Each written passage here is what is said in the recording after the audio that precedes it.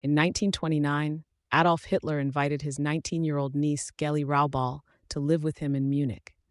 What began as familial care soon turned into a disturbing display of control. Hitler monitored her every move, restricted her social interactions, and exhibited obsessive jealousy. Witnesses reported he demanded to approve her clothing and companions, creating a gilded cage. This marked the beginning of a toxic relationship that would end in tragedy, revealing the dictator's private pathologies. Historical accounts suggest Hitler's relationship with Geli crossed into sexual domination. He allegedly forbade her from wearing makeup, demanded she remain a virgin, and insisted on reading her private correspondence.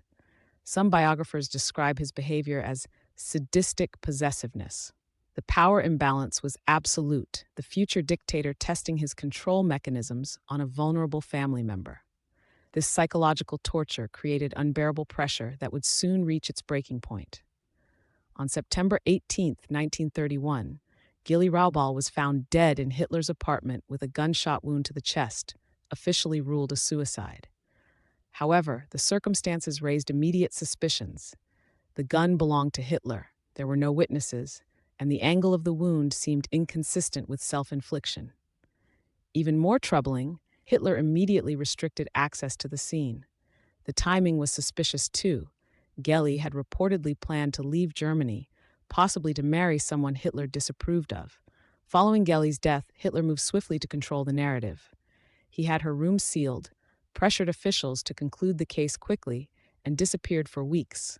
Some say in grief, others suggest to avoid scrutiny. Key documents vanished, including Geli's diary and letters suggesting conflict with Hitler. Witnesses who spoke out later faced intimidation.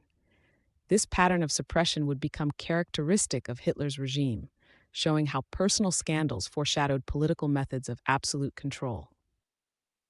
Geli Raubal's death represents more than personal tragedy. It reveals how Hitler's private pathologies mirrored his political methods. The same obsessive control, violent impulses, and truth suppression seen in their relationship would later manifest on a national scale. Historians note that after Geli's death, Hitler's public persona hardened, his speeches became more extreme, and his path to dictatorship accelerated. The private abuse of power in Munich foreshadowed the public atrocities to come, making Geli one of Hitler's first victims in both life and memory.